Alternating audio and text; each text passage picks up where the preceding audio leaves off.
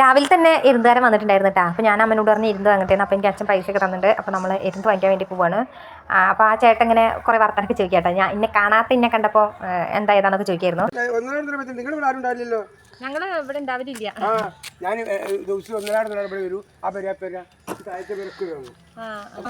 അച്ഛനും അമ്മ ഇവിടെ ഉണ്ടാവില്ല.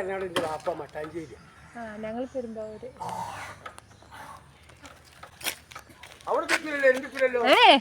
എരുന്ത് ഞങ്ങൾ നിൽക്കുന്ന ആ ഭാഗത്ത് അധികം കിട്ടലില്ല കേട്ടോ. പിന്നെ കക്കിറച്ചിയൊക്കെ ആയിട്ട് കിട്ടും. അതൊന്നും ഫ്രഷ് ആവില്ല. നമ്മളിങ്ങനെ നാട്ടിൽ ഫ്രഷ് കഴിച്ചിട്ടുള്ളവർക്ക് ഒന്നും ഇത്ര ഇഷ്ടാവില്ല. പിന്നെ ഞാൻ പോയി കുളി കഴിഞ്ഞിട്ട് ഉച്ചയ്ക്ക് ചിക്കൻ കറിയാണ്. അപ്പോൾ അതിനുള്ള പച്ചക്കറിക്ക് നന്നാക്കുകയാണ്.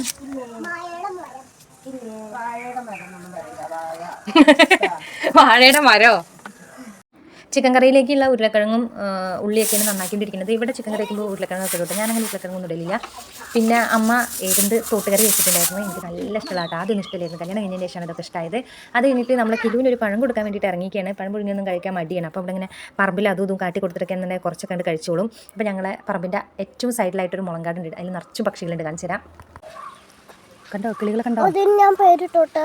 പേരിട്ടോളൂ. എന്ത് പേരാണ്? മറ്റേതിന്റെ പേര് മിട്ടു, മറ്റേതിന്റെ പേര് മിച്ചു. അതൊക്കെ ഏതോ ഒരു കിളി വെച്ചുണ്ടാക്കുന്നത്. ചിക്കൻ കറി ആയതുകൊണ്ട് നമ്മൾ അടുക്കള പണി വേഗം കഴിഞ്ഞു. ചിക്കൻ കറിയും എരുന്തിൻ്റെ തോട്ടുകറി ഉണ്ടാക്കി വെച്ചിട്ടുണ്ട്. അപ്പോൾ പിന്നെ പണിയൊക്കെ കഴിഞ്ഞപ്പോൾ അമ്മയും പിള്ളേരും വന്നിരുന്ന് കളിക്കുകയാണ്. ഇത് നമ്മുടെ മുറ്റത്തെ മാവിൽ രാവിലെ എഴുന്നേൽക്കുമ്പോൾ വീണെടുക്കുന്ന മാങ്ങകളാട്ടോ. അതിങ്ങനെ മുറിച്ചിട്ട് കുറച്ച് ഉപ്പും കുറച്ച് മുളക് ഇട്ടിട്ട് കഴിക്കാൻ നല്ല ടേസ്റ്റാണ്.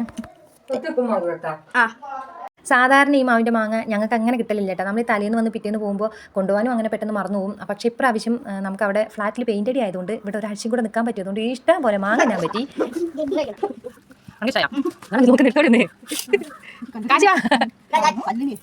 നമുക്ക്